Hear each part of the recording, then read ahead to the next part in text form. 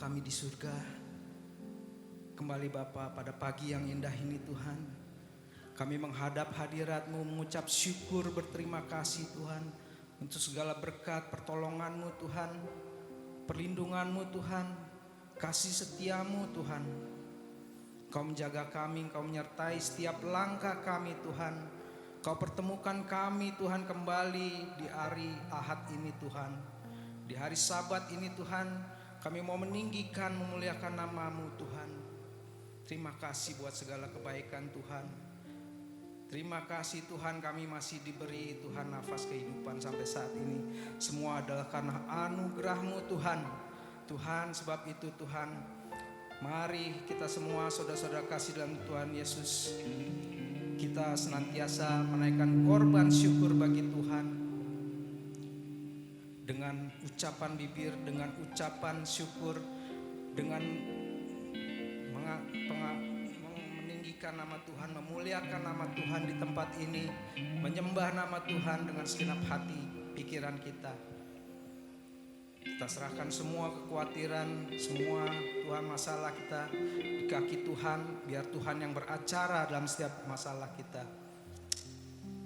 Tuhan, kami ucap syukur buat kebaikan Tuhan. Berkati Tuhan semua yang turut ambil bagian dalam ibadah ini Tuhan. Semua para pelayan Tuhan yang di atas mimbar, di bawah mimbar Tuhan, Kau berkati Tuhan. Bahkan hamba-Mu nanti yang akan menyampaikan firman-Mu Tuhan, diberikan hikmat yang luar biasa Tuhan, untuk Tuhan menyampaikan isi hati-Mu Tuhan, memberkati kami semua di tempat ini.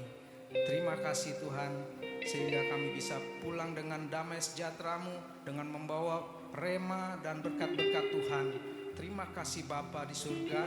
Kami awali ibadah kami yang jauh dari sempurna ini hanya di dalam nama Tuhan Yesus Kristus, Juru Selamat kami yang hidup. Mari kita semua yang percaya dan diberkati sama-sama katakan amin. Mari sama-sama kita mau siapkan hati kita. Kita mau datang kepada Tuhan, memuji dan memuliakan nama-Nya.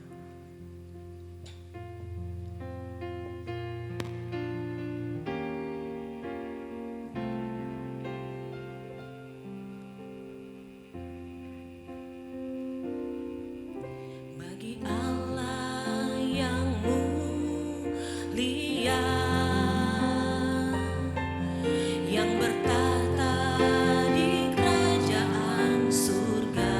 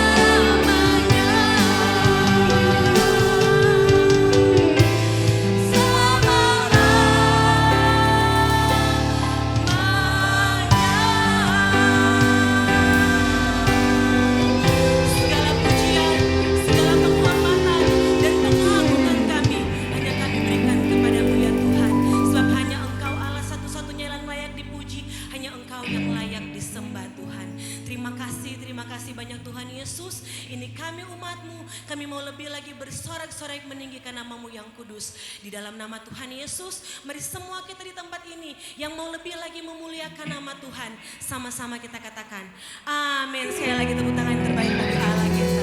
Haleluya, haleluya. Kita mau lebih lagi memuliakan nama Tuhan, amin. Amin. Tengok kiri kanan dan katakan mari sama-sama kita memuji Tuhan. Haleluya. Kita sorga bergema, lahir Raja dunia. Haleluya.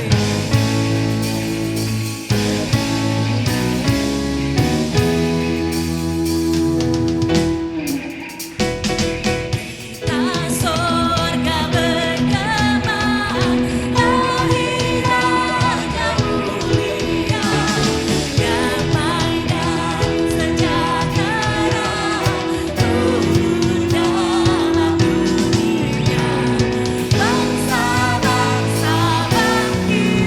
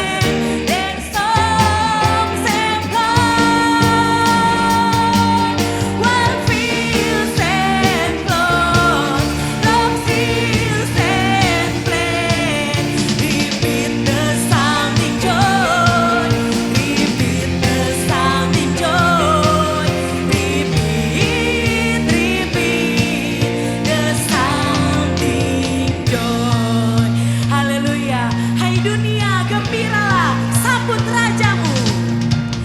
Hai dunia, gembiralah dan sambut rajamu. Di hatimu terima. Bersama-sama kita bersyukur kepada Tuhan. Bersama bersyukur atas lahirnya Sang Raja Damai. Bersama-sama bersyukur. Haleluya. Di setiap hati kita saat ini telah lahir Yesus Kristus Raja Damai. Amin. Kasih dan damai sejahteranya turun atas kita semua.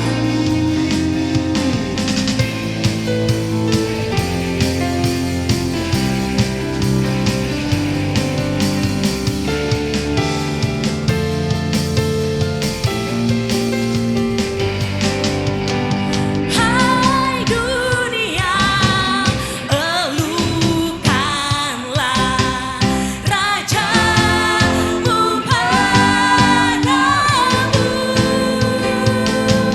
Hai bumi, lam, gunung, sama-sama bersorak bagi Yesus, bersorak bagi Raja di atas segala raja.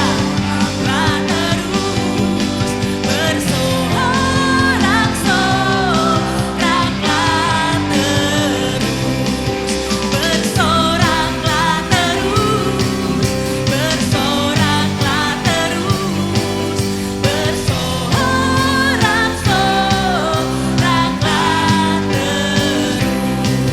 bersorak-soraklah terus, bersorak-soraklah terus,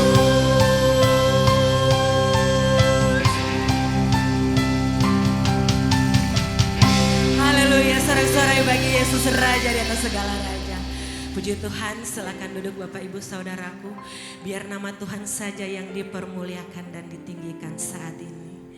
Kita akan siapkan hati kita untuk mendengarkan kebenaran firman Tuhan. Kami sungguh-sungguh berterima kasih ya Bapa, karena Engkau telah lahir ke dunia ini untuk menyelamatkan setiap kami. Dan saat ini pun Engkau lahir, Engkau ada bersama-sama dengan kami di tempat ini. Ada dalam hati kami, memberikan damai, memberikan sukacita bagi kami. Dan saat ini ya Tuhan, menjadi keputusan kami mau terus mengiring Engkau, kami mau menyerahkan seluruh kehidupan kami kepadamu. Karena hanya Engkau yang layak dipuji, hanya Engkau yang layak disembah, yang layak terima hormat kami. Biarlah kehidupan kami menjadi persembahan yang indah, menjadi persembahan yang harum di hadapan-Mu, mempermuliakan nama-Mu ya Bapa.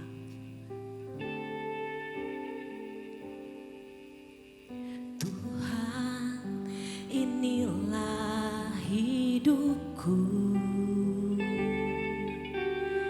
Ku serahkan padamu segala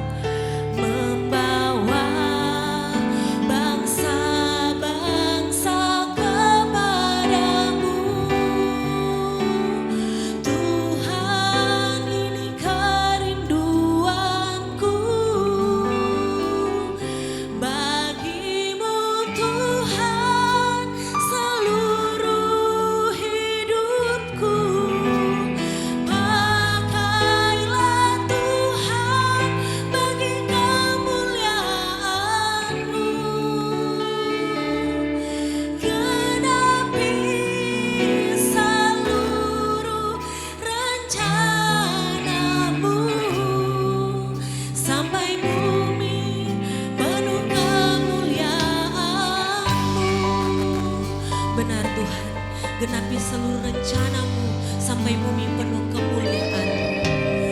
Tuhan, inilah hidup. Ku serahkan padamu segala cita-citaku, masa depanku menjadi milik-Mu. Jadikan kami terang-Mu Tuhan, jadikan kami terang-Mu di tengah kegelapan dunia, membawa bangsa-bangsa kepadamu. Tuhan, ini kerinduanku bagimu, bagimu Tuhan, seluruh hidupku. Pakailah Tuhan bagi kemuliaan-Mu, genapi seluruh rencana-Mu sampai bumi penuh kemuliaan-Mu. Bagimu Tuhan. Bapak Ibu, mari sama-sama kita bangkit berdiri. Kita mau siapkan hati kita untuk mendengarkan kebenaran firman Tuhan. Ini hidup kami Tuhan, pakai kami menjadi alat kemuliaan-Mu. Genapi seluruh rencana-Mu sampai bumi penuh kemuliaan-Mu. Ini kami ya Bapa, kami membawa seluruh kehidupan kami kepadamu. Kami rindu, kami menjadi alat kemuliaan-Mu ya Bapa. Pakai kami, bentuk kami menjadi alat-Mu ya Tuhan, menjadi terang di tengah-tengah dunia ini ya Bapa. Inilah yang menjadi kerinduan kami ya Yesus. Seluruh hidup kami, jiwa kami, kekuatan kami mau serahkan kepadamu. Hanya bagimu Tuhan, bagimu Tuhan, seluruh hidupku.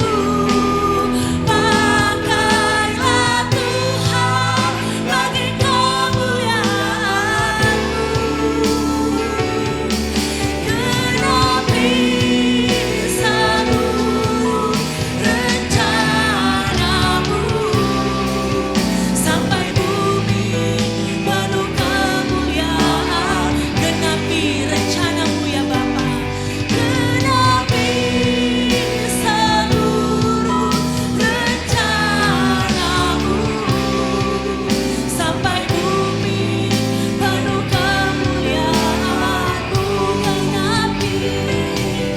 Genapi seluruh rencana-Mu sampai bumi penuh kemuliaan-Mu. Haleluya. Bapa di surga, terima kasih Tuhan atas waktu kesempatan yang Kau berikan kepada kami pagi hari ini. Terima kasih Bapa atas penyertaan-Mu dalam setiap langkah kehidupan kami. Ketika kami ada dalam kesibukan kami selama 1 minggu, dan kami berterima kasih atas kebaikan-Mu dan penyataan-Mu yang nyata dalam setiap langkah kehidupan kami. Biarlah puji sembah yang sudah dinaikkan oleh umat-Mu pagi hari ini boleh menyenangkan hati-Mu Tuhan. Karena sebentar kami akan duduk diam kembali dekat kaki-Mu menikmati sabda-Mu Tuhan. Bapa, biarlah Roh Kudus yang sudah ada di tengah-tengah kami dan sudah memimpin kehidupan kami, memimpin juga dalam perenungan sabda-Mu Tuhan. Kami disanggupkan untuk mengerti, bahkan dimampukan juga untuk menjadi pelakunya Tuhan. Sehingga melalui kehidupan kami biarlah Engkau dipermuliakan. Karena kami percaya ketika Engkau dipermuliakan, ditinggikan, akan banyak ia menghampirimu Tuhan. Terima kasih Bapa, sembah puja kami persembahkan di hadapan-Mu dalam satu nama yang penuh kuasa, di dalam nama Tuhan Yesus Kristus. Dan kita semua orang percaya sama-sama berkata, amin. Silakan duduk Bapak Ibu, shalom. Selamat pagi, selamat beribadah dalam kasih Tuhan Yesus Kristus. Terima kasih Pendeta Samuel sih, rekan saya yang sudah lama tidak ketemu. Dan kalau ketemu biasanya itu di reuni sekolahan aja begitu ya. Dan tapi di dalam beberapa kali saya absen karena memang saya harus ada di luar negeri. Dan mohon maaf Bapak Ibu kalau tiba-tiba suara saya menurun, bukan karena kesalahan dalam sound system, karena suara saya memang menurun. Karena saya baru kembali hari Kamis malam dan Jumat udah Natalan ya, dan besok harus lagi berangkat ke Medan sampai hari Kamis. Dan ini pendeta kalau Desember udah bagian Natalan ya Pak Samuel. Ya, jadi saya mohon kerjasama, mungkin multimedia bisa naikkan sound saya kalau nanti suara saya agak mengecil ya. Baik, pada pagi hari ini saya akan sharing satu firman Tuhan yang saya ambil dalam Injil Matius pasal yang kelima. Injil Matius pasal yang kelima, ayat yang pertama sampai ayat yang ke-12. Mari kita buka Alkitab kita, Injil Matius pasal yang kelima, ayat yang pertama sampai dengan ayat yang ke-12.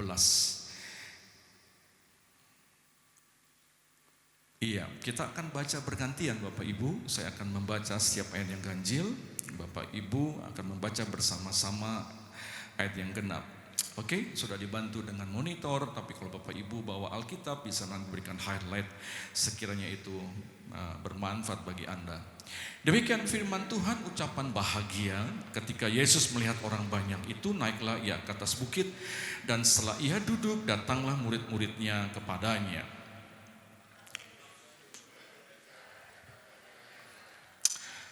Berbahagialah orang yang miskin di hadapan Allah, karena merekalah yang mempunyai kerajaan sorga.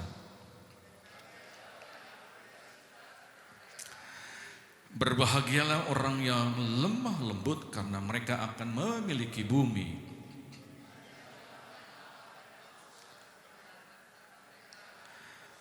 Berbahagialah orang yang murah hatinya, karena mereka akan beroleh kemurahan.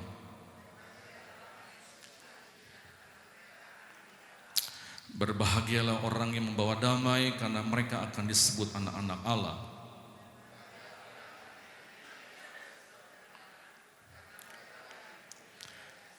Berbahagialah kamu jika karena aku kamu dicela dan dianiaya, dan kepadamu difitnahkan segala yang jahat.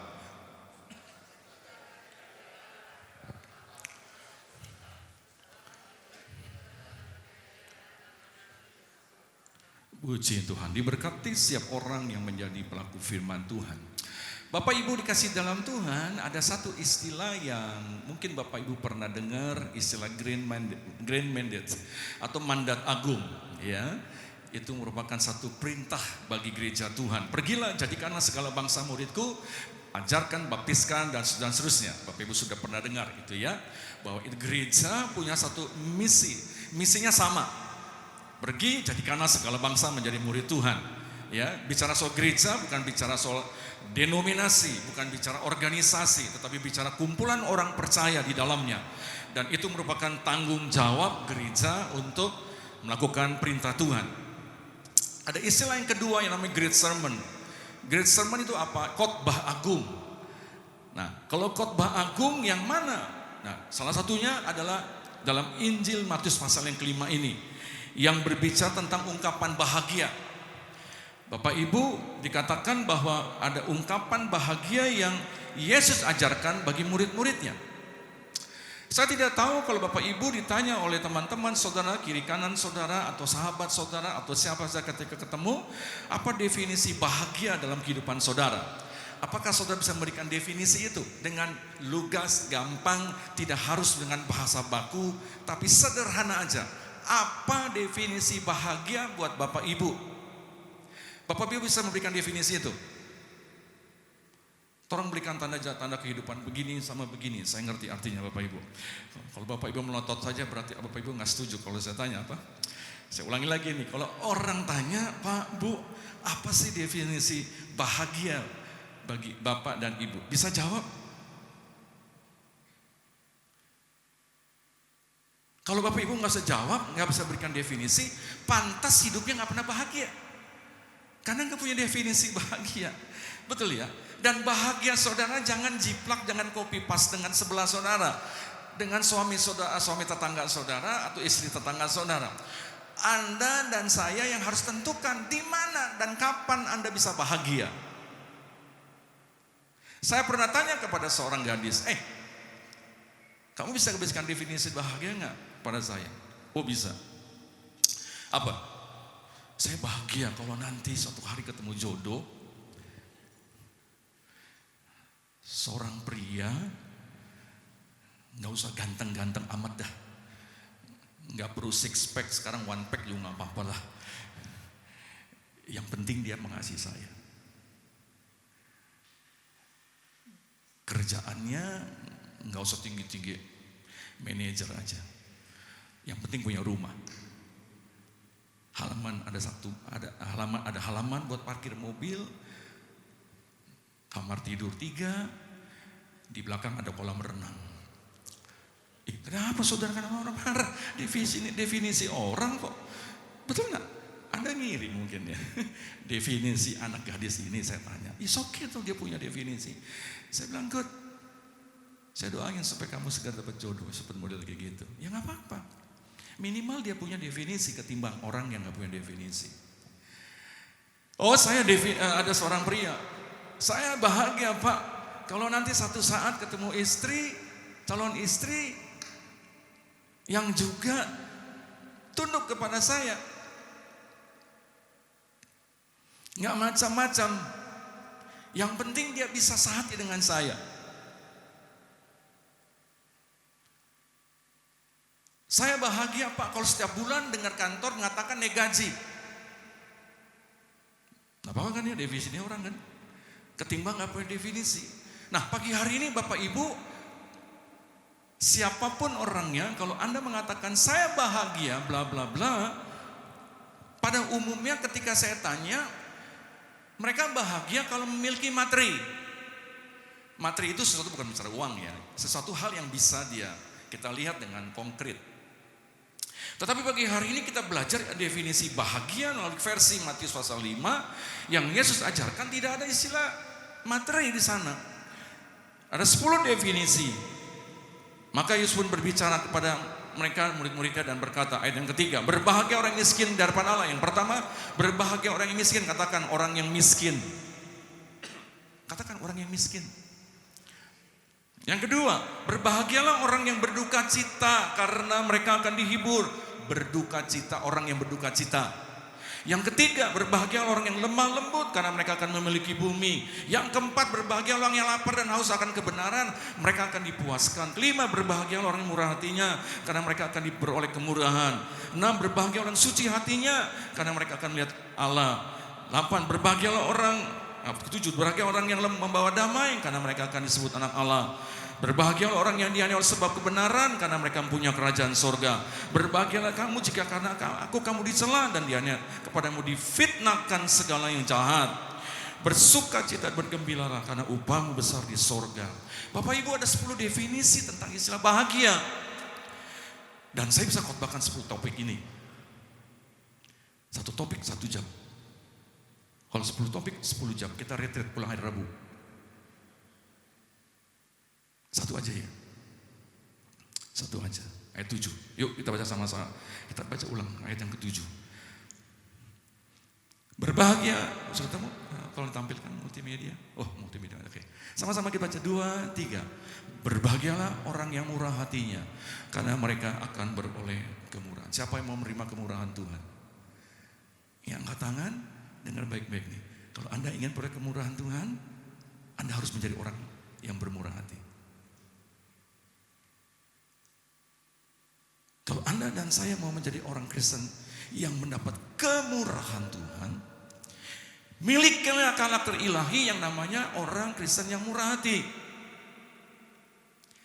Kemurahanmu, sama-sama, lebih kemurahan,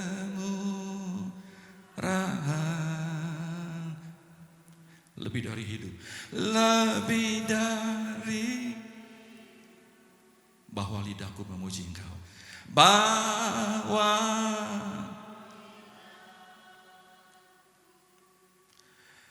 memuji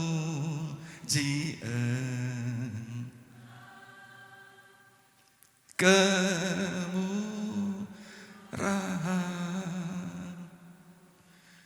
lebih dari.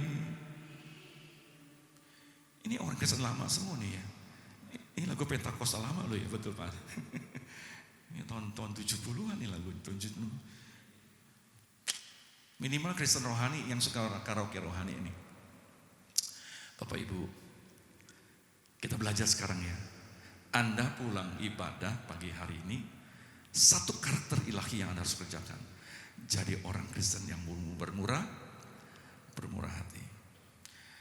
Apa sih manifestasi orang Kristen yang bermurah hati? Ada 3 hal yang saya berikan dengan cepat. Yang pertama, Bapak Ibu, kalau berbicara orang Kristen yang bermurah hati, yang pertama definisi orang Kristen yang bermurah hati adalah orang Kristen yang suka menolong orang lain karena memiliki belas kasihan dan wujud pertolongannya itu tanpa pamrih. Saya ulangi lagi. Orang Kristen yang bermurah hati adalah orang Kristen yang punya belas kasihan atas lingkungan di mana dia berada, dan ketika dia memberikan pertolongan tanpa pamrih. Tuhan Yesus Kristus pernah diperhadapkan satu pertanyaan. Bagaimana bisa mengasihi sesama? Ingat ya, supaya Anda nggak penasaran, mari kita baca ayatnya. Lukas 10 ayat 25 sampai 35 saya akan bacakan. Lukas 10 25 35. Pada suatu kali berdiri seorang ahli Taurat untuk mencobai Yesus. Katanya, "Guru, apa yang harus kuperbuat untuk memperoleh hidup yang kekal?" Jawab Yesus kepadanya, "Apa yang tertulis dalam hukum Taurat? Apa yang kau baca di sana?" Jawab orang itu, ayat yang ke-27 Lukas 10, "Kasihilah Tuhan Allahmu dengan segenap hatimu, dengan segenap jiwamu, dengan segenap kekuatanmu, dengan segenap akal budimu, dan kasihilah sesama manusia seperti dirimu sendiri." Sama-sama kita baca 2:3-28. Kata Yesus kepadanya, "Jawabmu itu benar, perbuatlah demikian, maka engkau akan hidup." Ayat berikutnya 29, tetapi untuk membenarkan dirinya, orang itu berkata kepada Yesus, "Siapakah sesamaku manusia?" Ini yang nanya bukannya orang yang nggak ngerti agama nih, ahli Taurat.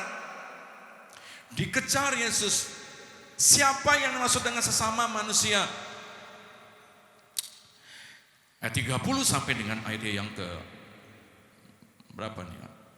Sampai ayat yang ke 37,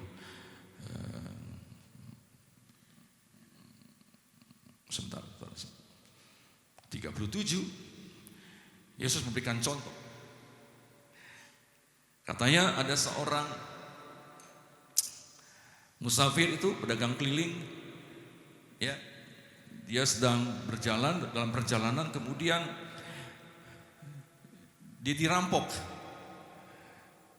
lalu dipukuli dan sampai pingsan di sana. Lalu tiba-tiba muncul seorang imam yang melintasi jalan itu. Bapak Ibu, ini perjalanan dari Yerusalem menuju ke Yeriko. Ini bukan cerita fiktif. Pada zaman dulu di Yerusalem menuju Yeriko itu memang ada satu jalan pintas Dan biasanya orang kalau mau liwat, pedagang itu kalau mau liwat ke daerah itu nggak berani sore atau malam hari, karena banyak perampok di sana. Mereka kalau Tuhan harus melewati lintasan jalan itu, mereka itu minimal 2-3 orang, ya, dengan kuda, keledai atau onta yang mereka pakai, karena di sana bahaya. Tetapi kisah ini ceritakan ada seorang yang lewat sendirian dan betul kejadiannya. Tiba-tiba seorang imam lewat di sana. Yesus berkata, imam ini hanya melihat dan kemudian meninggalkannya.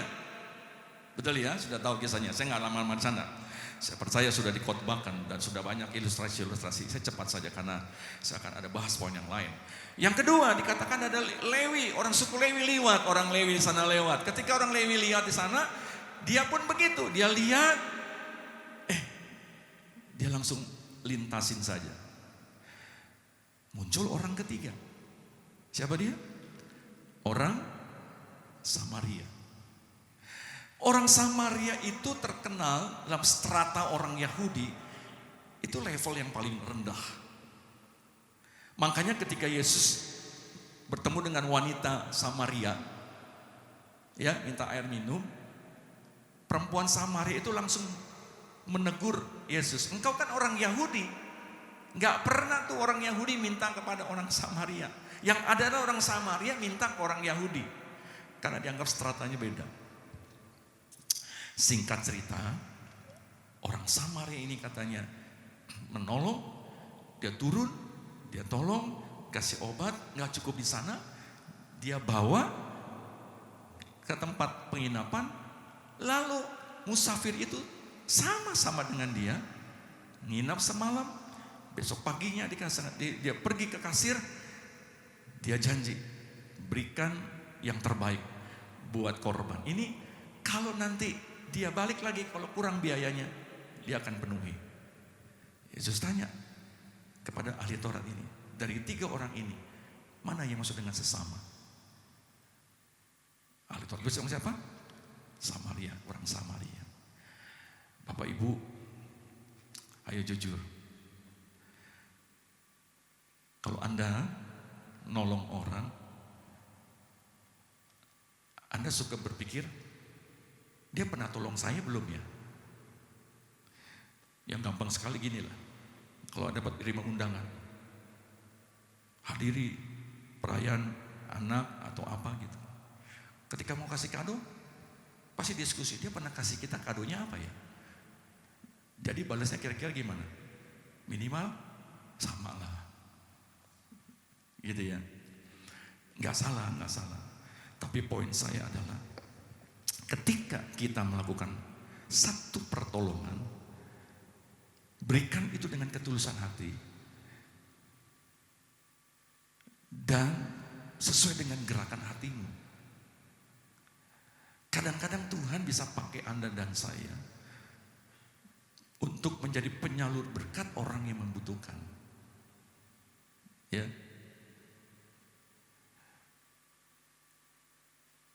Satu hari saya khotbah di salah satu gereja di Amerika. Lalu ketika selesai khotbah, gembala sidangnya umumkan. Dia bilang kita akan mengadakan retreat.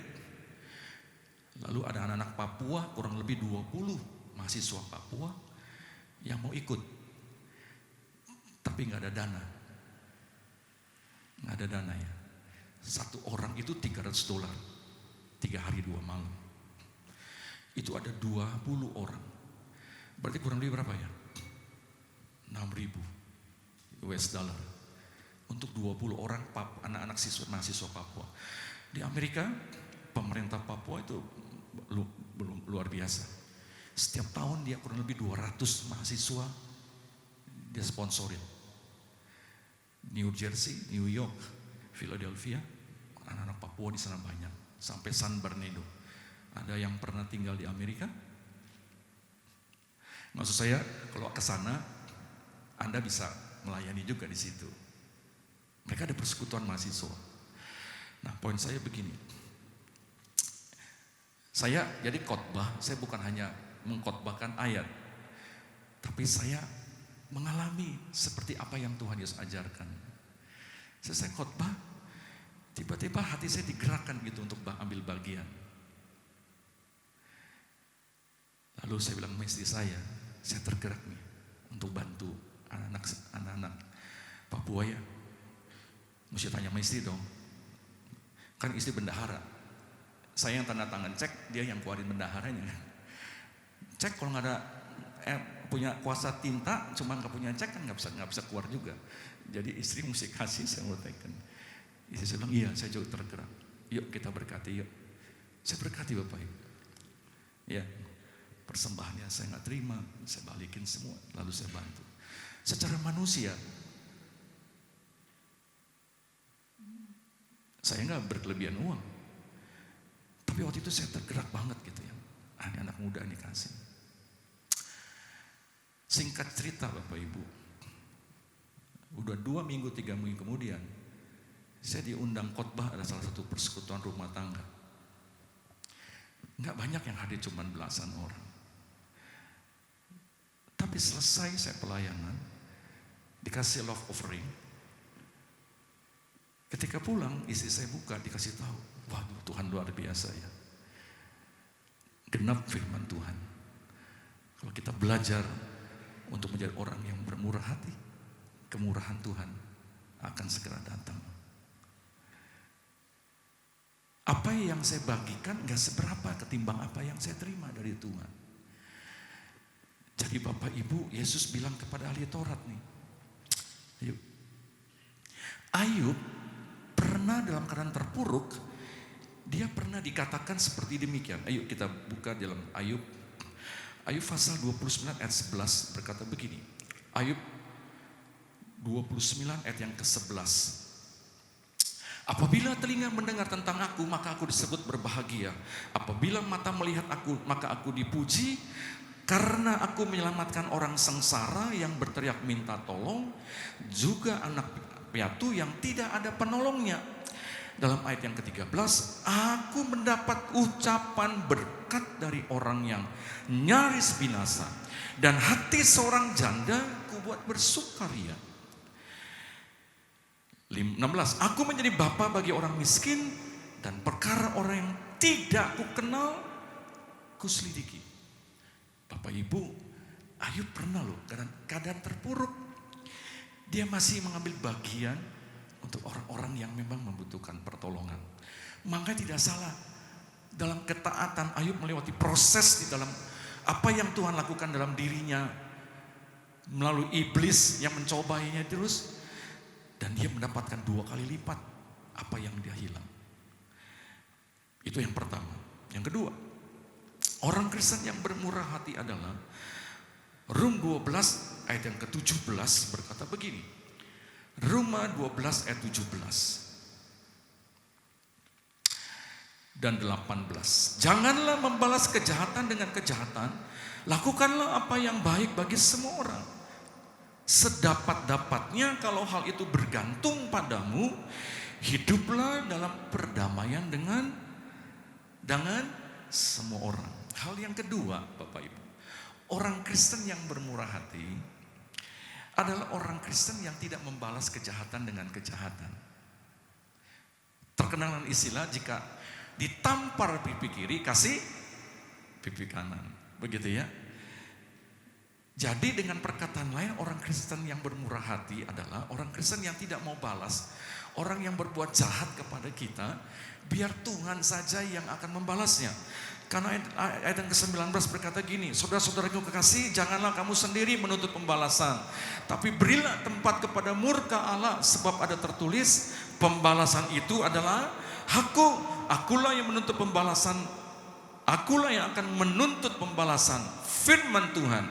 Tetapi ayat 20, tetapi jika seterumu lapar, berilah dia makan, jika ia haus, berilah dia minum. Dengan berbuat demikian, kamu menumbuhkan bara api di atas kepalanya. Dan ayat yang terakhir, janganlah kamu kalah terhadap kejahatan, tetapi kalahkanlah kejahatan dengan kebajikan. Dengan perkataan lain, Bapak Ibu, orang Kristen suka mengalah. Kita mengalah bukan karena kita orang lemah, tapi kita mengalah karena akan menikmati kemenangan di dalam Kristus. Ada amin? Yang ketiga, yang terakhir. Ibrani 12 ayat 14. Ibrani 12 ayat 14 berkata begini, berusahalah hidup damai dengan semua orang dan jangan sampai timbul kepahitan. Berusahalah hidup damai dengan semua orang, maaf saya ulangi, kejarlah kekudusan sebab tanpa kekudusan tidak seorang pun akan melihat Tuhan. Jagalah supaya jangan ada seorang pun menjauhkan diri dari kasih karunia Allah, agar jangan tumbuh akar yang pahit, yang menimbulkan kerusuhan dan yang mencemarkan banyak orang. Hal yang ketiga adalah berusaha hidup damai dengan semua orang. Dengan perkataan lain, orang Kristen yang bermurah hati adalah orang Kristen yang mudah mengampuni. Bapak Ibu tentu sudah belajar tentang mengampuni. Orang Kristen tanpa disadari seringkali menutup berkat Tuhan yang mengalir kepada kita dengan satu payung yang besar, yang payung itu disebut dengan payung tidak mau mengampuni. Kenapa? Karena kecewa. Kenapa? Karena sakit hati. Kenapa? Karena harga dirinya terungkit. Sulit sekali untuk bisa mengampuninya. Saya banyak menangani beberapa kasus perceraian, pernikahan maksud saya, akhirnya berujung dengan perceraian. Bapak Ibu, saya percaya bahwa setiap kita nggak mau disakiti. Setuju? Izinkan saya bertanya, siapa yang hadir pagi hari ini sudah pernah kecewa karena disakiti hatimu? Siapa? Bisa angkat tangan tinggi-tinggi. Oh, puji Tuhan, ini ketemu orang kudus semua saya di sini. Ginilah, orang jujur masuk surga loh.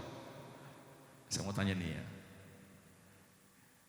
Suami-suami siapa yang pernah dikecewain oleh istri? Siapa? Nggak usah sebut nama lah. Hai para istri, siapa yang pernah dikecewain oleh suami?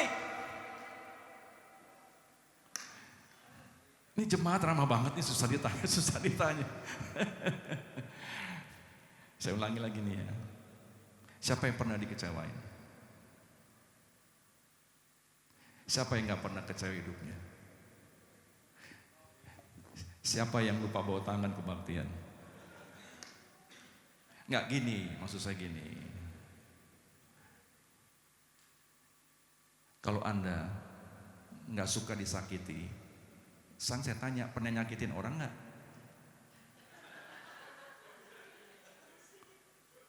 Jadi gini, nggak usah lebay. Kalau disakiti, jangan lebay. Anda juga suka disakiti?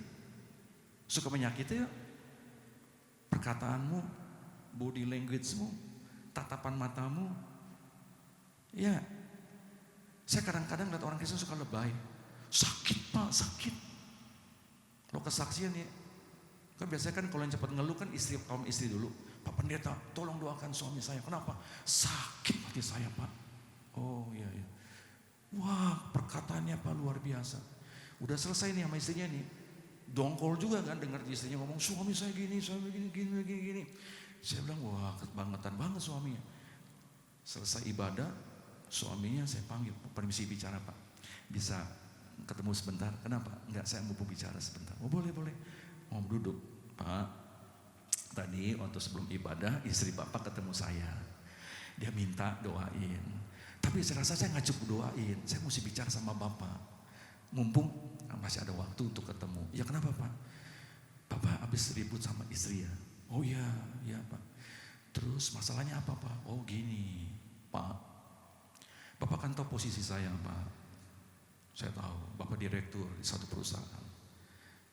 Pak, saya keluar dari rumah, supir bukain pintu, selamat pagi Pak. Trek. Sampai di kantor, lobby, security keluar, bukain pintu. Selamat pagi Pak, bro. Naik lift, punya lift khusus Pak. Yang gak bisa naik, kecuali eksekutif, muda. Sampai di atas, sekretaris Selamat pagi Pak. Saya pulang Pak, dihina. Wah, lain cerita sama istrinya ya. Dengar istri, suami salah. Dengar suami, istri yang salah. Yang salah siapa sih? Pendeta, ngapain denger urusan orang? Masalahnya nih ada yang ngadu gitu.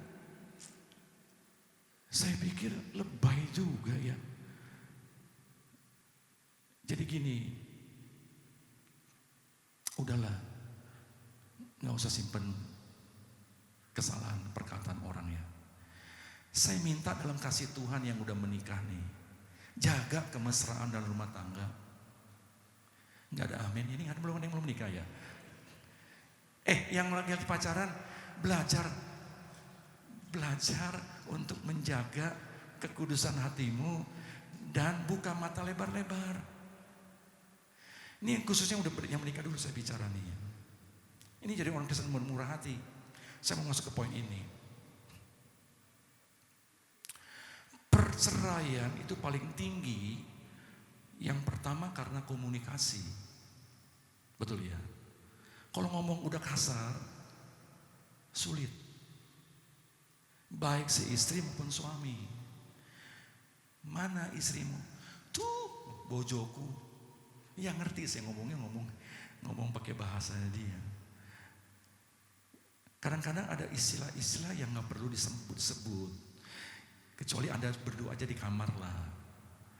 Tapi depan umum jangan. Ya. Hai suami, juga begitu. Kalau istrimu ada kekeliruan, dikasih tahu dengan baik.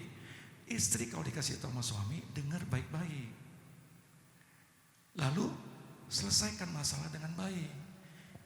Jangan simpen perkataan yang salah. Ampuni. Karena Alkitab bilang begini nih. Berusahalah hidup damai dengan semua orang, jangan sampai timbul kepahitan hidup.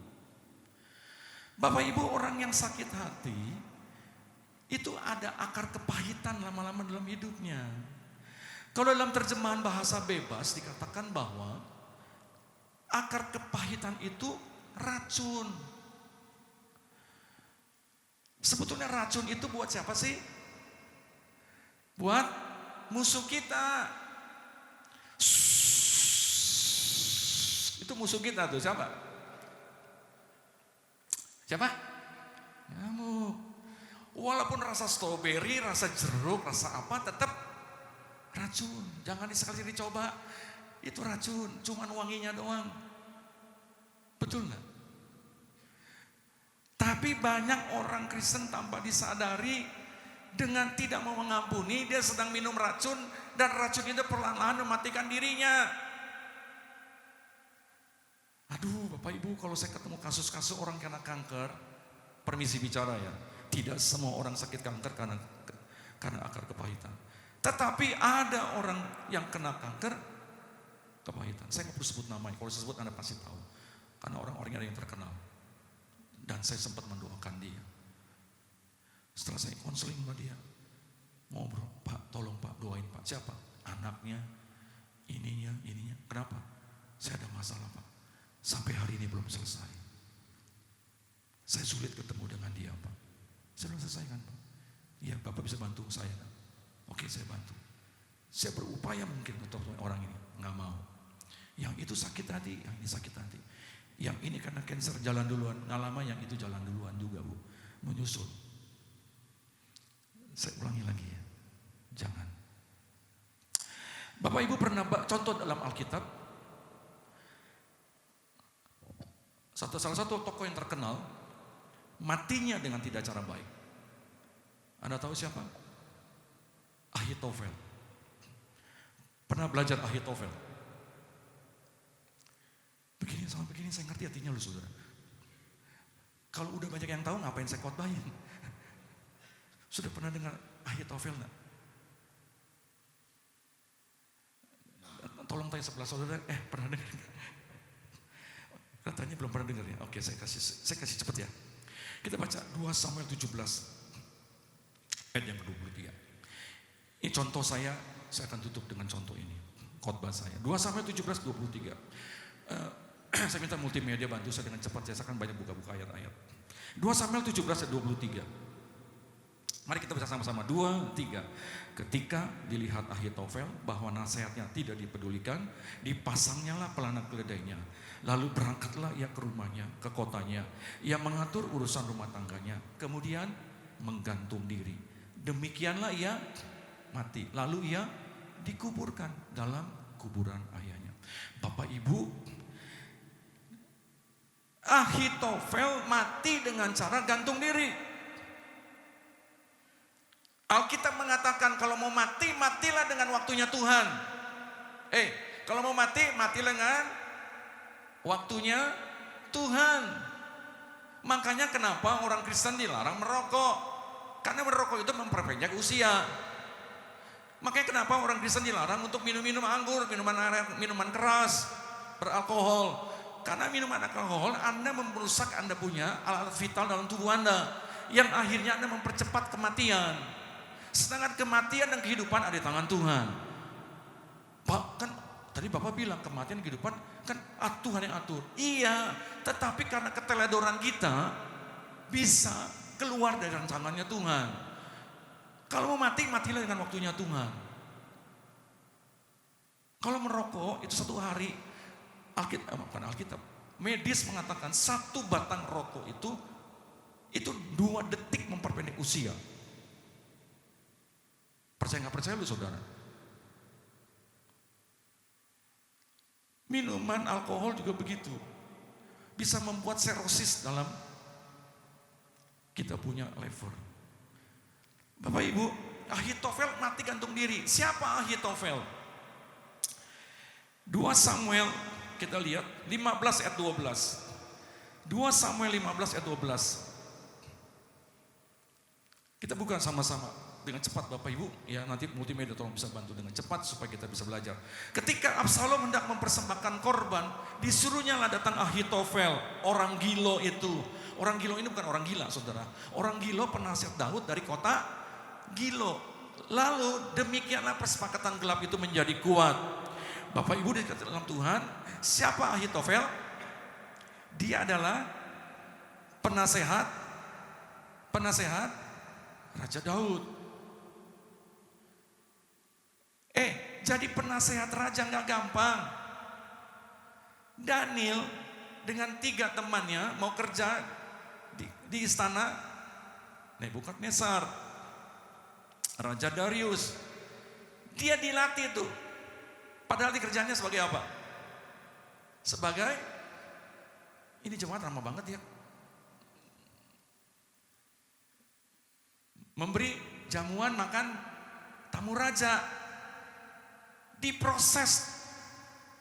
Daniel diukur dengan perawakannya, kecerdasannya, kedisiplinannya, ketertibannya, sampai dia harus mencobai makanan raja. Dia tolak. Dia bilang dia tidak mau menajiskan diri dengan makanan raja. Tapi dia akan buktikan bahwa dia tetap dengan kedisiplinan dan ketertiban dia. Dia tidak pernah akan makan makanan raja. Jadi pelayan istana aja ketat, apalagi penasihat raja. Jadi penasihat raja yang pertama, usianya harus cukup. Kecuali udah ada MK menurunkan umurnya berapa dari penasihat raja. Kalau zaman dulu tuh nggak bisa, mesti udah cukup dewasa, matang. Kedua, punya wawasan luas.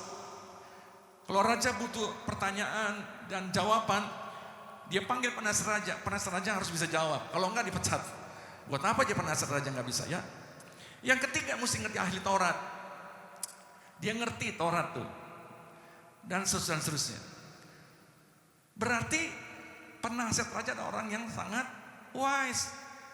He is a wise man. Dia orang yang bijaksana, bisa memberikan cooling down buat raja yang lagi marah. Sabar raja. Begitu kan penasihat raja. Tetapi dalam kisah ini Ahitofel, penasihat Raja Daud, mati dengan cara gantung diri. Pertanyaan, why? Kenapa dia mati gantung diri? Apa urusannya? Apa sebab-sebabnya? Bapak Ibu, kita lagi belajar tentang orang Kristen yang bermurah hati. Mari kita pelajari Bapak Ibu supaya kita tahu. Dan jangan kita melakukan kesalahan. Mari kita lihat. Rupanya Bapak Ibu, di dalam ayat ini kita belajar bahwa di dalam ayat yang kita baca tadi 2 Samuel 17:23 bahwa ada kesepakatan dengan Absalom. Ya. Kita baca ayatnya coba terlebih dahulu. Kita baca di dalam ayat yang 2 Samuel ayat 16 sampai 20. 2 Samuel 16 ayat 20 21. Kemudian berkatalah Absalom kepada Ahitofel, berilah nasihat apa yang harus kita perbuat. Lalu jawab Ahitofel kepada Absalom, hampirilah gundik-gundikmu, ayahmu yang ditinggalkan untuk menuju istana. Apabila seluruh istana mendengar bahwa engkau telah membuat dirimu dibenci olehmu, maka segala orang yang menyertai engkau akan dikuatkan hatinya. Bapak Ibu di dalam Tuhan, begini ceritanya. Ahitofel bersepakatan gelap dengan Absalom. Siapa Absalom? Absalom adalah putra dari Raja Daud. Bapak Ibu ikutin saya ya. Ikutin ya. Ini kelihatan nih yang baca Alkitab nggak baca Alkitab di sini. Nggak apa-apa ya. Kan saya baca nih Abra. Ayo baca dan renungkan Alkitab. Tiap hari 3 pasal. Udah selesai semuanya? Udah selesai ya? Siapa yang udah selesai? Siapa yang nyaris selesai? Siapa yang nyaris baru belajar? Bukan Pak Gembala loh. Di absen ntar nggak dapat kado Natal. Bapak Ibu, Absalom anak Daud bersepakatan gelap dengan Ahitofel. Sepakatan gelap. Nanti kita pelajari Bapak Ibu. Kemudian Absalom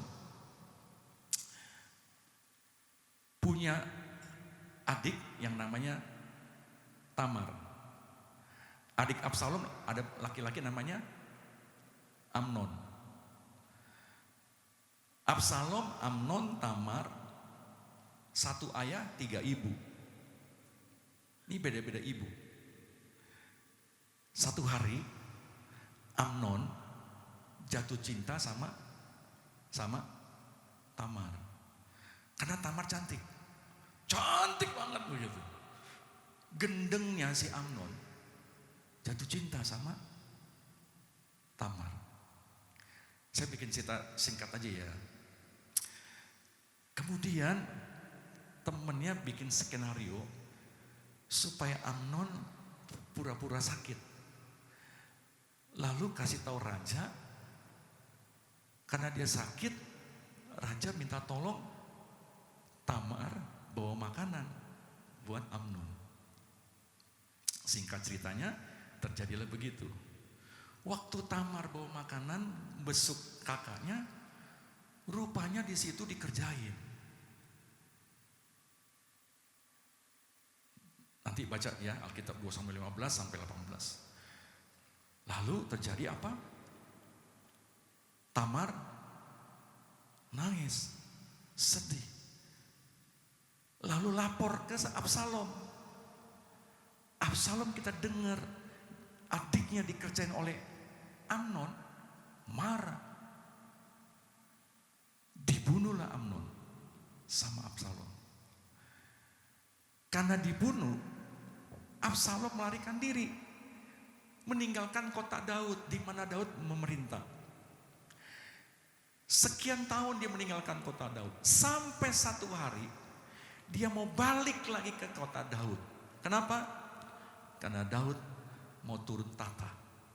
Siapa pengganti Daud? Siapa? Siapa? Salomo. Jadi sebelum terjadi penyerahan tahta, Absalom buru-buru balik dan dia ketemu Ahitofel. Kenapa? Absalom merasa bersalah karena membunuh adiknya. Pada zaman itu nyawa ganti nyawa, gigi ganti gigi, betul ya, dan seterusnya. Kemudian terjadi persepakatan gelap. Absalom suka nanya sama Ahitofel, papa ada di mana, dan seterusnya.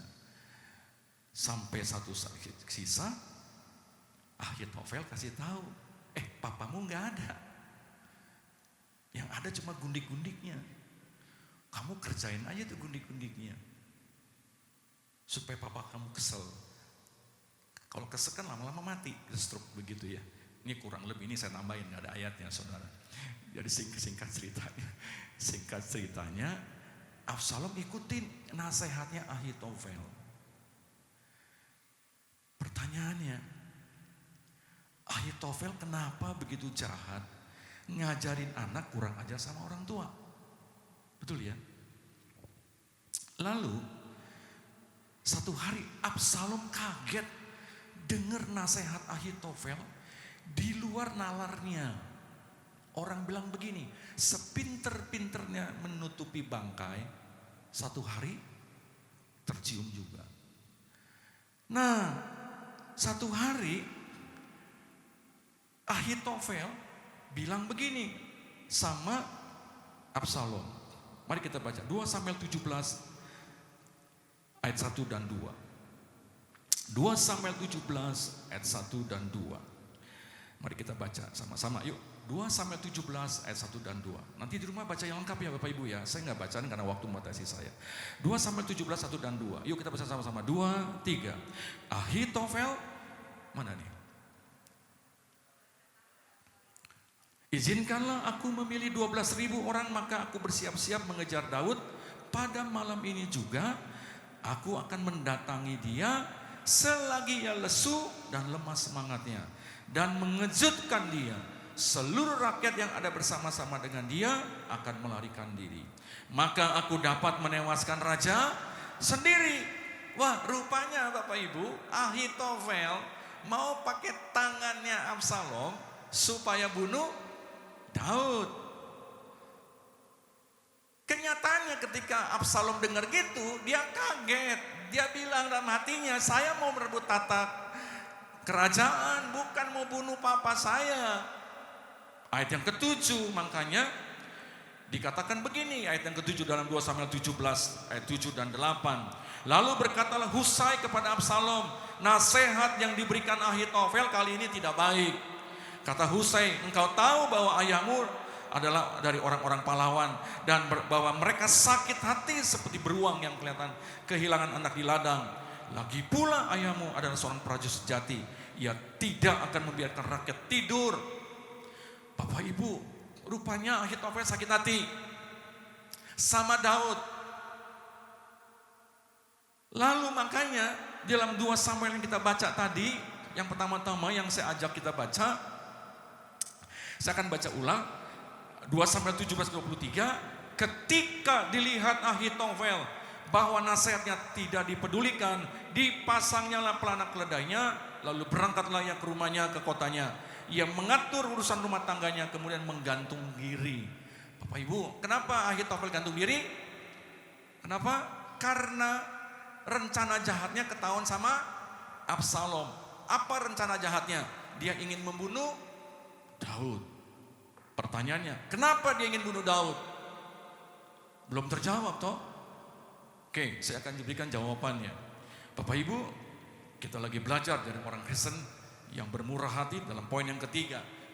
Jangan biarkan kekecewaan menjadi rasa dendam, yang itu menjadi kepahitan, dan itu membuat kita jadi membuat orang yang tidak menjadi berkat. Bapak Ibu, kita belajar sekarang. Siapa Ahitofel dalam silsilah family tree dalam kehidupannya? Mari kita baca dalam 2 Samuel 11. 2 Samuel 11. Ya. Oke, sebelum masuk ke dalam 2 Samuel 11, saya ingin ajak kita dalam lihat pahlawan-pahlawannya Daud. Ya, pahlawan-pahlawannya Daud, tentara-tentara Daud. 2 Samuel 23 ayat yang ke-8. Inilah nama pahlawan yang mengiringi Daud, Isbaal orang Hahmoni, kepala Triwira. Ia mengayunkan tombaknya melawan 800 orang ketika mati dalam satu pertempuran. Lalu ayat 9, setelah dia Eliasar anak Dodo, anak seorang Ahohi. Ia termasuk ketiga pahlawan. Ia ada bersama-sama Daud ketika mereka mengolok-olok orang Filistin yang telah berkumpul di sana untuk berperang. Padahal orang-orang Israel telah mengundurkan diri. Ayat yang ke-34 saja langsung. Ayat 34 dalam 2 Samuel 23. Ayat yang ke-24, kalau Anda sudah ketemu baca sama-sama dengan saya. 2, 3. Eli Feler, anak Ahasbai, orang Maaka. Eliam, anak Ahitofel, orang Gilo. Siapa Ahitofel ini? Hah? Papanya Eliam. Eliam anak Ahitofel, orang Gilo. Jadi Eliam ini salah satu pahlawannya Daud. Ya. Eliam salah satu pahlawannya Daud. Sekarang kita lihat Bapak Ibu. Daud punya penasihat raja Ahitofel. Anaknya siapa? Eliam. Siapa Eliam? Siapa? Dibalik-balik ya. Mari kita buka 2 Samuel 11 ayat 1. Pada pergantian tahun, pada waktu raja-raja biasanya maju berperang, maka Daud menyuruh Yoab maju berserta orangnya dari seluruh orang Israel. Mereka memusnahkan Bani Amon dan mengepung kota Raba, sedang Daud sendiri tinggal di Yerusalem. Ayat yang kedua, sama-sama kita baca 2, 3. Sekali peristiwa pada waktu petang ketika Daud bangun dari tempat pembaringannya, lalu berjalan-jalan di atas soto istana. Tampak kepadanya dari atas soto itu seorang perempuan sedang mandi. Perempuan itu sangat eloknya. Ayat 3. Lalu Daud menyuruh orang bertanya tentang perempuan itu, dan orang berkata, itu adalah Betseba binti Eliam, istri Uria, orang Het itu. Nangkep Bapak Ibu? Halo? Nangkep nggak? Kalau nggak nangkep khotbahnya 1 jam lagi nih saudara. Siapa Ahitofel? Penasihat Raja Daud. Ahitofel punya anak namanya Eliam. Eliam punya anak namanya Betseba. Betseba apanya Ahitofel? Hah? Cucu. Ada orang pepatah mengatakan gini, sesayang-sayang orang tua, engkong sama emak sayang cucu, lebih sayang dari orang tuanya. Betul ya? Setuju ya? Orang tua udah sayang sama anak, tapi katanya engkong sama emak sayang luar biasa. Saya anak satu-satunya laki-laki dari keluarga saya. Orang bilang kalau saya punya anak tuh cucu dalam, kayak pemain sepak bola aja, ada cucu dalam cucu luar gitu ya. Tapi puji Tuhan keluarga saya nggak begitu. Tapi dari mata orang-orang mengatakan anak-anak saya itu cucu dalam dari papa mama saya, begitu ya. Jadi kalau saya tuh dulu papa mama saya masih hidup, kalau ketemu, waduh, anak kami itu benar-benar kalau kita diajar, kadang-kadang dibela sama engkong mamanya, begitu ya. Sampai istri bilang gini, tolong dong kasih tau papa mama, kalau lagi anak kita dihukum jangan dibelain. Iya juga sih. Waktu papa mama saya hidup, saya gembala. Kalau hari Minggu, papa mama saya itu jemaat saya. Jadi saya harus bicara dengan otoritas gembala kepada jemaat. Kalau punya cucu, jangan suka dibela. Kalau lagi diatur sama orang tuanya. Otoritas gembala, ngomongnya hari Minggu. Ya.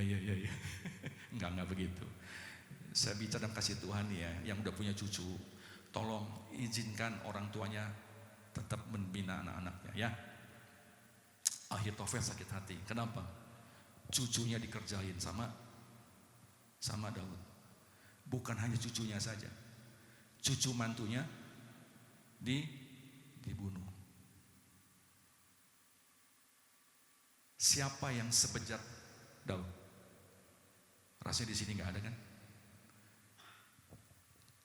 Cucu Ahitofel dikerjain, cucu mantunya dibunuh, sakit hatinya. Padahal Ahitofel lihat loh, satu hari Nabi Nathan datang ke Daud. Dia bilang, baginda raja, ada seorang kaya mau ada resepsi. Dia potong ada satu kurban dari tetangganya yang miskin, cuma punya satu hewan.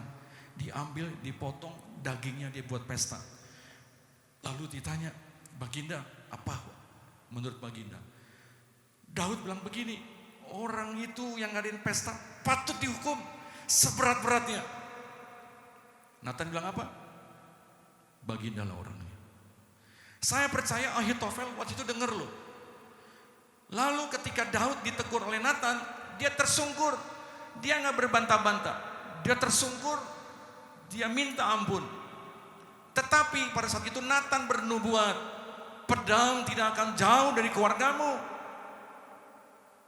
Ahitofel dengar bahwa Tuhan sudah hukum dia. Mestinya yang marah siapa? Eliam. Tapi Ahitofel sakit luar biasa. Dan dia tidak bisa mengampuni. Makanya dia pakai tangan. Dia berusaha pakai tangan Absalom. Tapi Absalom tidak mau kerjanya. Mati gantung diri. Bapak Ibu dalam Tuhan, jangan main-main dengan sifat orang yang bermurah hati. Ayo, saya tanya-tanya Pak Gembala sampai dampingin saya. Ini udah Natalan belum? Udah kemarin Jumat ya. Wah, puji Tuhan. Saya ntar sore. Maksud saya begini. Natal, salah satu Natal, arti Natal adalah pengampunan yang Tuhan sedang siapkan. Yesus lahir ke dunia, dia belum berbuat apa-apa. Puncaknya di kematian di kayu salib. Tetapi di sini Allah sudah memberikan jalan ke pengampunan. Jangan jadi orang Kristen yang bebal. Kalau Tuhan saja mau membuka pintu lebar-lebar bagi yang berdosa untuk kembali kepada Tuhan, buat kita juga begitu. Jangan tutup mata. Jangan tutup mata. Kalau hati kita belum beres. Mumpung waktu itu belum datang. Hari ini lagi gagah, ayo lakukan jadi orang Kristen yang bermurah hati. Sehingga Anda tetap menikmati kemurahan Tuhan dan ada kesaksian yang hidup yang mempermuliakan Tuhan. Tuhan memberkati kita semuanya. Mari saya undang kita bangkit berdiri. Saya undang pemain musik maju ke depan.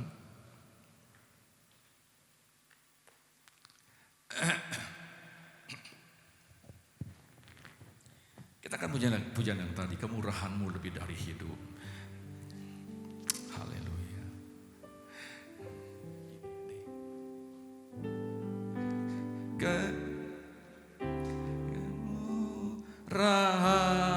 Kemurahan-Mu lebih dari hidup.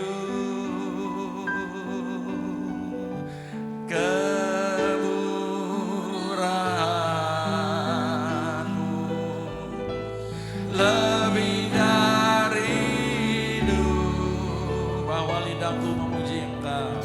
Bawa lidahku memuji Engkau. Kemurahan-Mu lebih dari hidup. Katakan lagi sekali, kemurahan-Mu. Oh, kemurahan-Mu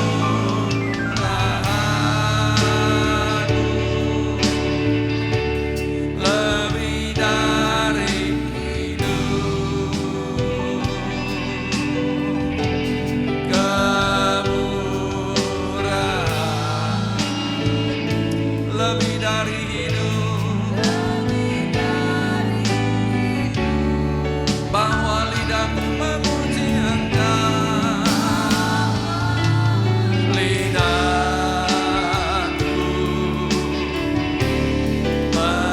memuji Engkau. Kemurahan-Mu.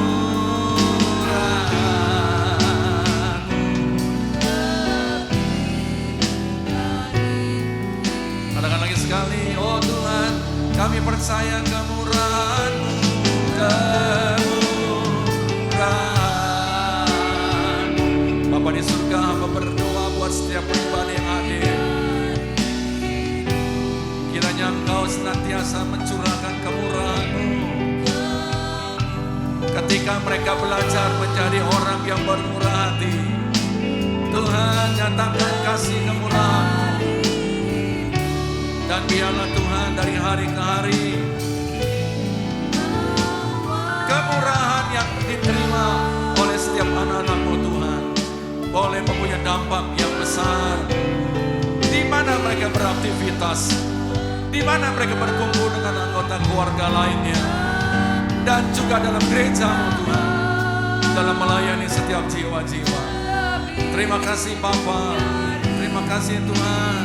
Oh, kemurahan-Mu lebih dari hidup, kemurahan.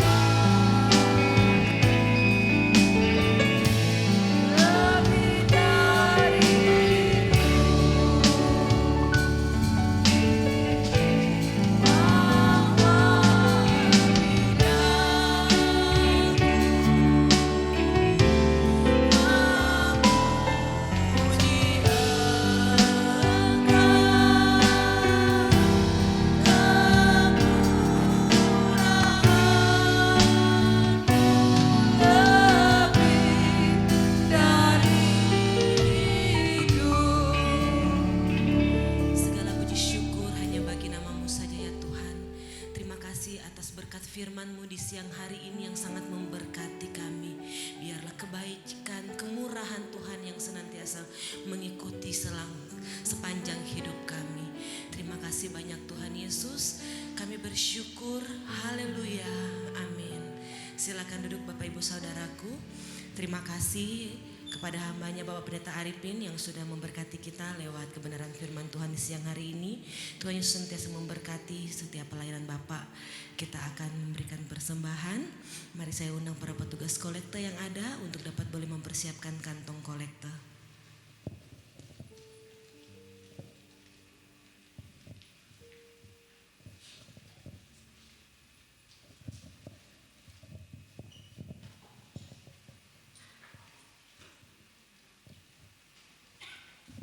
Mari Bapak Ibu kita siapkan hati kita untuk mempersembahkan yang terbaik buat Tuhan.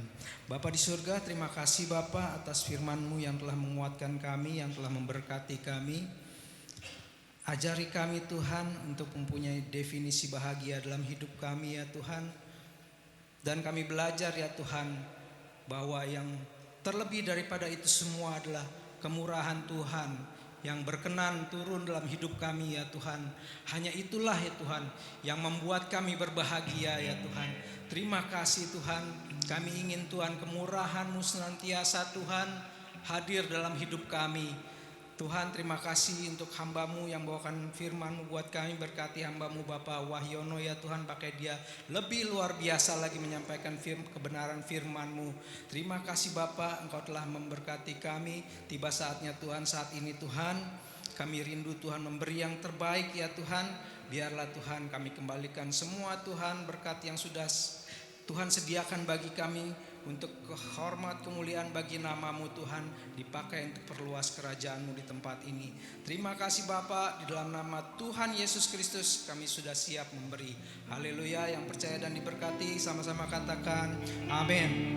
Mari Bapak Ibu sambil persembahan dijalankan, sama-sama kita naikkan pujian ini. Gembiralah saudara.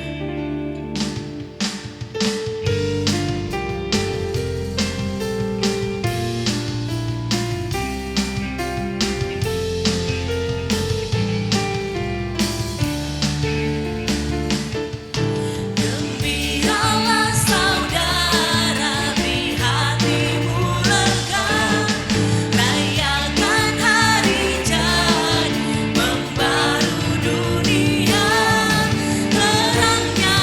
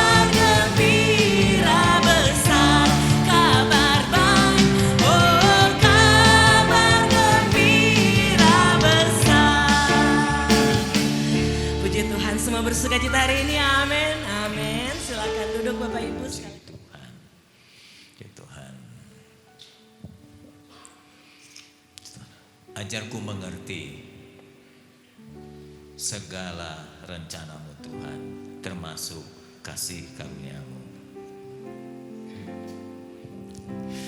Ajarku mengerti segala rencanamu. Ajarku hanya padamu, hanya padamu. Bimbinglah ya Tuhan, lah jalanku dalam terang firman-Mu.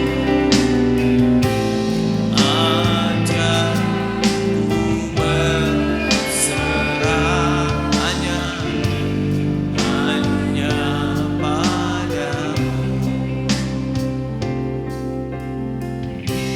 Bapa Surgawi, terima kasih. Hari ini Engkau memberikan pesan yang berhubungan dengan kasih karunia-Mu. Inti dari Natal itu sendiri pengampunan. Kiranya hati kami memiliki hati seperti-Mu ya Tuhan, penuh belas kasihan, murah hati, sanggup menolong orang-orang susah. Kami berdoa Tuhan, antarkan kepada kami orang-orang yang memang patut ditolong. Bawa kami kepada orang-orang yang susah, patut diberkati, patut menerima kemurahan-Mu ya Tuhan. Kami menjadi kepanjangan tangan Tuhan, dan mampukan kami untuk bisa mengampuni, memberikan pengampunan sekalipun begitu besarnya kesalahan orang-orang tersebut. Karena Tuhan telah mengampuni begitu banyak kesalahan kami. Sudah sepatutnya kami bisa mengampuni orang yang bersalah. Bukan hanya orang itu yang berbahagia, kami pun akan bahagia. Kami akan mendapatkan kelegaan. Lahir dan batin kami akan sehat ketika kami mengampuni, memiliki hati yang murah. Dan itu adalah salah satu inti kebahagiaan hidup. Terima kasih Tuhan untuk pesan hari ini. Kami bawa, kami praktekkan tiap-tiap kesempatan. Saudaraku kekasih, angkatlah kedua tangan untuk menerima penyertaan Tuhan. Kami berdoa, biar kemurahan hati, kasih karunia Tuhan itu melekat pada kita. Tuhan menyinari engkau dengan wajahnya. Tuhan memberikan kasih karunia melampaui akal kita. Dia menyertai, dia membimbing, dia berjalan bersama dengan kita. Sebab dia yang telah mengambil keputusan, memberikan janji setia itu kepada kita dan tidak pernah batal sekalipun. Pulanglah, bawalah kasih Bapa yang baka, cinta Yesus yang tak pernah berubah. Perlindungan kekuatan Roh Kudus ada selalu menyertai kita hari ini, besok, dan sampai selama-lamanya. Amin. Tuhan berkati. Selamat hari Minggu.